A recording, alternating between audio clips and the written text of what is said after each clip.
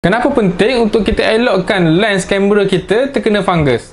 Satu hari satu info pasal kamera. Antara benda penting yang kita kena ambil tahu bila kita nak beli lens kamera second hand adalah ada fungus ke tak. Dan biasanya kalau orang yang dah biasa jual lens kamera ni, dia akan tulis ada fungus ke tak ada fungus ke. Dia akan tulis siap-siap dah. Sebab tu antara benda penting yang pembeli nak tahu. Tapi kenapa penting sangat kita tahu ada fungus ke tak dalam lens tu? Okey, kepada siapa yang tak pernah tengok lagi fungus, ini contoh fungus atau yang ni atau yang ni.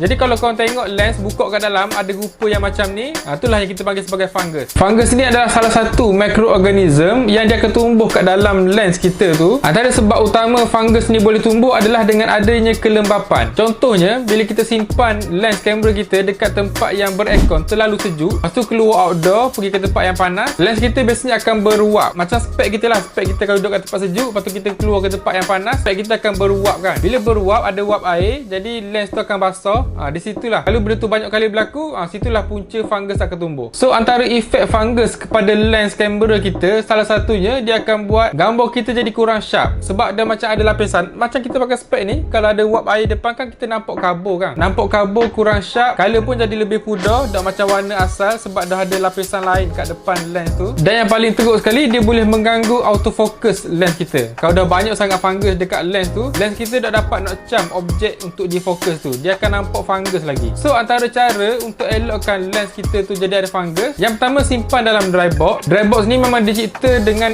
dalam dry box tu dia kurang kelembapan. Dia memang kita boleh control temperature dengan kelembapan dia supaya fungus susah sangat nak tumbuh dalam tu. Kalau tak ada dry box, boleh simpan dalam apa-apa kotak. Contohnya saya pernah simpan dalam tupperware yang bertutup kedap udara. Dalam tu letak silika gel ataupun ada orang tak thirsty hippo kan. Dia benda-benda yang menyerap kelembapan daripada udara tu. Jadi udara kat dalam tupperware tu akan jadi lebih kering, barulah fungus dia tumbuh. Dan kalau boleh elokkan simpan kamera ataupun lens kita tu di tempat yang terlalu sejuk. Contohnya bilik yang kita buka aircon yang terlalu sejuk. Tempat-tempat gini dia akan lebih mudah tumbuh fungus.